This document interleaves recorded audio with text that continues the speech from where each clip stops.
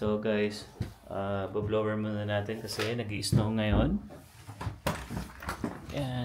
Pero tumigil naman na yung snow eh, kaya kailangan na natin bugahan to. So dito tayo mag-start. Yan. So ito yung gamit ko guys. No? Marami nagtatanong no, kung saan ko binili to. Sa Amazon ko lang to guys nabili. Ito yung brand, search nyo na lang no. Ito yung volt nya, 40. Yan. Okay din naman siya. Hindi siya ganung kalakas na ano no, kumpara nung kay ano, yung kay Inags. Yun talaga, gusto kong ano yun eh. Actually hindi ganung brand pero ganung kalakas. Mas trip ko yung ganun kaya bala kong palitan to. Pero sa ngayon kasi syempre parang wala naman masyadong snow. Okay na yung ganito, kaya naman na eh. Tingnan nyo guys. Diba?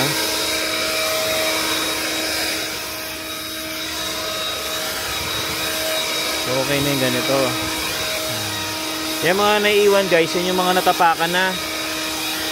Kaya maganda pagka ano, magaganito ko yung hindi pa nalalakaran eh.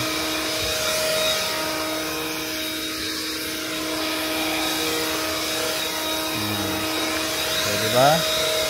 Mabilis, hindi tayo mag-shovel ng ano. Kasi sakit sa likod yun eh. Kaya ito talaga yung ginagamit ko lagi. Pero kapag yung malakas na guys talaga yung snow, yung sobrang kapal na, gagamitin ko na yung binili ko talaga na ano, na portable ano pang shovel talaga. Yun yung ano eh, yung ang brand nun ay Greenworks. Yan, so pag malakas na talaga, yun ang gagamitin natin. Pero so far kasi nga ngayon guys, hanggang itong mga dumating na araw no, or buwan, hindi pa siya ganun kalakas talaga. Unlike last year, sobrang tindi nun. Parang umaabot na hanggang dito siya guys, kataas oh. Parang dito ganyan kakapal yung snow hanggang dito. So mahirap. Hindi siya kaya na to itong gamit ko. Kaya yun. Tuloy natin. Dito kasi wala na to. Buhangin na kasi to guys. Medyo mahirap na tanggalin to. Importante yun to. Mga dikit-dikit na.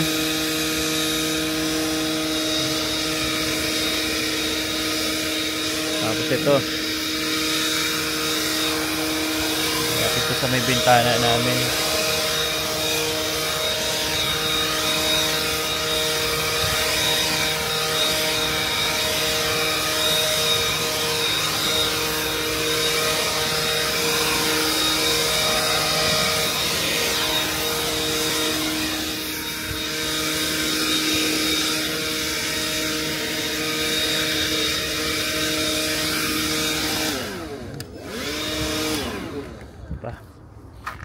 Dito pa.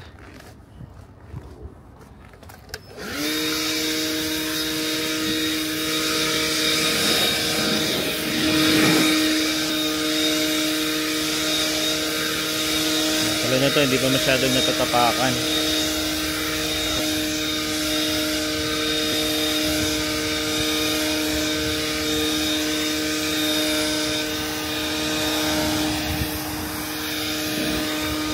Kasi ito guys, pag natunaw to, tapos biglang lumamig nga, so, tapos naiwanan mo siyang ganito, yung magbo-black snow. Madulas. Try na rin natin itong labas.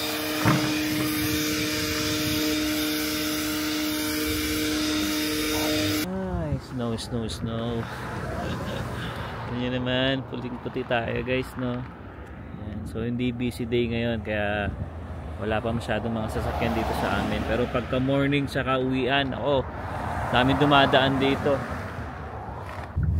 Ayan guys, on the way na kami sa Hyundai Precision. So malapit lang yun. Ilang minutes baby? 5 minutes lang kahit. 5 minutes kasi ngayon yung nakabook siya para ma-check na itong sa fluid washer niya. Nakakalagay lang ay ubos na agad.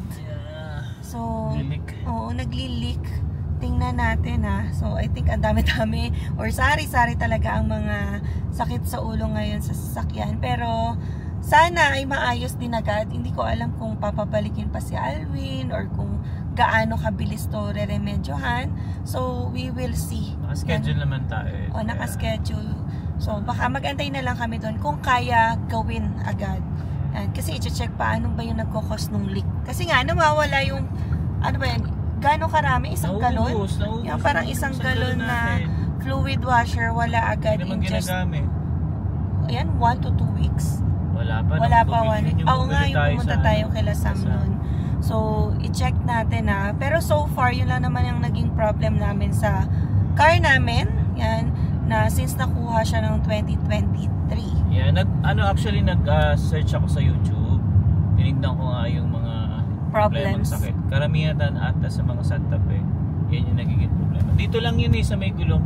Hindi ko lang siya magawa kasi una-una malamig. Tapos may cover kasi yung sa gulong natin, di ba? Yung pinaka kailangan tanggalin yung doon. Wala ka namang gamit para doon. Para makita ko sana kung saan yung problema niya. Tapos may mga host yan Yeah, so tingnan natin. Yan, malaman. And kung ma-cover ng insurance or kung whatever or may kailangan kaming bayaran, we will see. Malaman natin. Okay. So, ang ganda ng daan guys. So, malinis at walang traffic. Sobrang maaraw pa. Maaraw ngayon. -11. -11. Alright, mamaya na lang ulit guys. So, andito na tayo guys sa Hyundai Precision. So, dito tayo pipila at papasok. Dahil nakaschedule tayo for check-up. Check-up ng sasakyan. So, tingnan natin. And if open nila. And, antay lang muna tayo guys. So, dito pala tayo papasok. Hindi gumagana yung roll-up nila. Yan kapila. And then, iiwan lang namin to dito. Puno pala. And then, we wait sa other side. Kaya pala. Ayaw itaas yung roll-up. Maraming siniservicean pa. So, asikasuhin muna natin tong sasakyan natin. So, kape-kape muna tayo. At libre dito. So, may pakape dito sa lounge nila. Ayan, ito yung lounge nila. Pwede umupo, pwede manood ng TV. Sasayo na din na sa children's area naglalaro. Nakita naman dito. So, si Alvin, ano bang pipiliin mo dyan? May mga hot chocolate din. And then, yung sugar nila, Slenda. Tingnan ko muna. Ito. So, may mga French vanilla. Ang pinili ko, cappuccino. Hindi ko alam parang hot chocolate na lang siguro ako. Na lang ito. Hot milk chocolate na lang. So, ito yung cappuccino nila. Right. Kape muna tayo guys sa napakalamig na panahon. Okay. Okay, ano sa'yo? Ito na lang. Hot milk. Hot milk chocolate, diba? Hot milk. Ay, hindi. Hot milk chocolate. Hot milk chocolate. Ito guys, naglalaro na si Iza yun. Lagi yan dito pag pupunta kami. Yan, tapos pwede siya mag-drawing dito. Na? What, Daddy? Wow, galing Ayan. So guys, ang ganda talaga ng Palisade. Dati ito talaga yung gusto ko nice car. Ito talaga yung gusto ko dati guys, Palisade. Mas mahaba siya. Ganda ng loob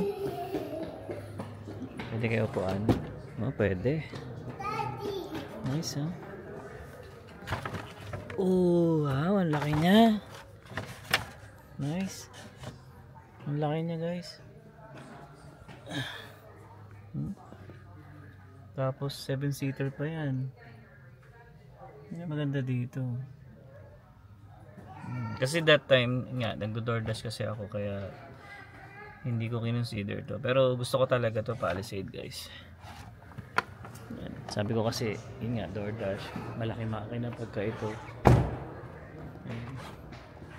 Ganda. Ito pati ng color, no? Black. Kapi-kapi lang si madam mo. Masarap yung cappuccino. Kahit walang additional sugar. Chill lang. Linis po kasi kanina. Gusto ko yung medyo sweet kasi. Kaya linis ko mag-hot chocolate na lang. Pero okay na yung cappuccino. Daddy help daw. Wiwi daw. Yun yung coffee maker nila. And then meron ding ref sa ilalim. Kung ayaw mo ng coffee, meron naman dyang bottled water.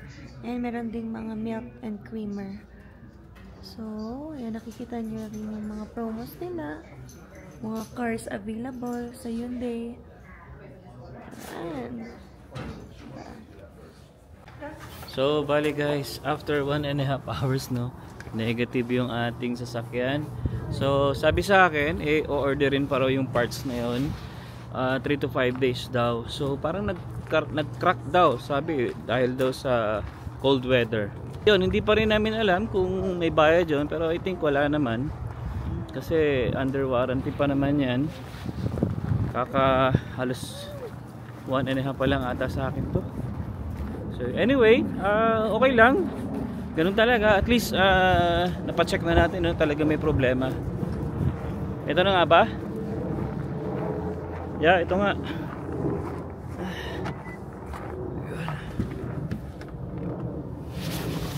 So actually minimal lang naman yung problema, no.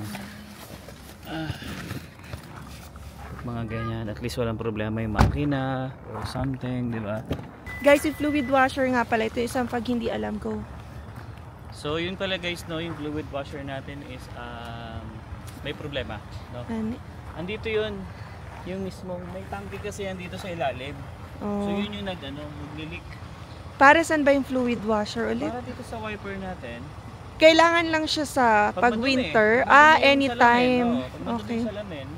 Siya yung bubuga doon para malinis yung ano natin. So ngayon, ubos na naman yung washer ubos talaga. natin. So hindi ko siya pwedeng lagyan kasi masasayang na naman yung binili natin. Magkano nga yung fluid washer? So $5 yeah, din $5 so, din.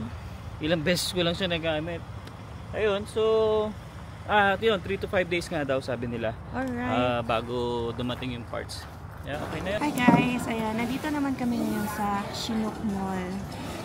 So nandito kami ngayon sa Potato Corner ni Alwin and Zion. Yes. And ayan naman, galit na naman ang aming chili powder. Barbecue chili powder. Ang aming favorite dito. So very quick, ano lang naman to, merienda. And yung biscuit kay Zion. Yeah. So, nandito rin pala kami sa Chinook Mall talaga originally para bumili ng ito, self-addressed envelope sa Canada Post. Kasi kakailanganin namin to sa pag-renew ng passport ni Zion. So, required to.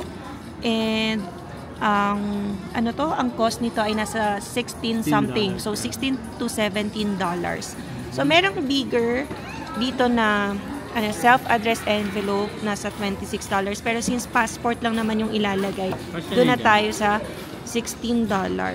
Ayan, so kung na-follow nyo yung aming video, ayan nga, mag-expire na ang passport ni Zion in 2 years. Yeah. So 2027. Kaya inisip namin, yun din yung reason ba't 2 years nang binigay na yung validity ng aming TGWP, pati nung kay Alwin na work permit. Pero kung i-extend man to dahil nga sa pagre-renew namin ng passport ni Zion, so yun nga, grateful kami doon. Pero kung hindi, okay lang din.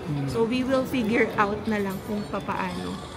But still nga, yun, kapag mag-expire na yung sa mga passports nyo or passports ng anak nyo, ayan, na-discover ni Alwin, discover namin through our friend na si Sam na pwede pala mag-renew ng passport kahit hindi pa ako 9 months na mag-expire or even 4 pa, ito nga 2027 pa.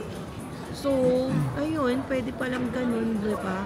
Na, kasi yung iba, or sa Philippines yata, kailangan mag-expire muna bago ka makabook ng appointment. Ganun. Normally naman ganun talaga. Pero yun nga, nagulat lang din kami kay Sam kasi yung anak niya, in-applyan niya. Oo, 2 years din mag-expire na. So, dapat kasi syempre 3 years yung i-goal mong i-grant sa'yo ng government. So, dapat may enough room din yung iyong passport. Otherwise, limited lang din yung i-grant sa inyong validity for extension. So, ito, at least kung ma-extend man yung aming TGWP or work permit because nga na-extend na namin si Zion, sabi ko, grateful kami. If not, then okay pa rin. At least na-extend na natin yung passport ni Zion ng mas mahabang panahon. Kasi, pag bata kasi 5 years lang yung validity. Yan, 5 years lang. Nagbabago yung mukha. Yun yung reason. Kasi kapag bata, alam mo yun, mabilis magbago yung face. Gusto nila updated yung mukha mo. Yung kay Zion nga ano ba yun, 1 year old na rin siya. So mag 1 year old. So napaka-baby pa niya nun. So yun yung reason but 5 years lang yung binibigay kapag minor. Kapag adult naman, nag-stay naman daw yung mukha natin na ganito. And hopefully, hindi magbago. Kasi si Sai mukhang itlog dati dun eh. Kalbo pa. Oo, kaya yun, asikasuhin din muna namin yung passport renewal ni Zion for this week. And i-update namin kayo, yan, sabihan namin kayo kung paano yung process. Although napahapyawan na ni Sam yun kung paano. Pero kami, i-share namin later on yung experience namin kapag, ayan, naasikaso na namin yung passport renewal ni Zion. So anyway, kakain muna kami. Ayan o, si Alwin panay kain. Siyempre, gutom na ako eh. Ayan. And yeah, we'll see you again later. Hi guys! So, it's been a long day. I think dito na namin tatapusin ang vlog na ito. Ayan. So, i-update na lang namin kayo kung ano man mangyari doon sa, yun nga, sa fluid washer ni Alwin. Kung merong stock na dumating in 3 to 5 days. So, hopefully meron, no? Otherwise, magiging malaking problema sa amin. Yun.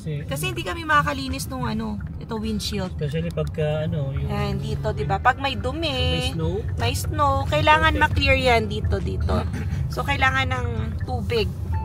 And special yung fluid na yun kasi hindi yun nagpo-frozen. And kaya kailangan mo siya nang bili ng like about $5. Kasi kung tubig lang yun, ako baka mag-freeze yun. Hindi siya basta-bastang fluid lang. So, hopefully, mas maisaayos siya. Alright, so I think hanggang dito na lang muna. We'll see you again on the next one. Peace!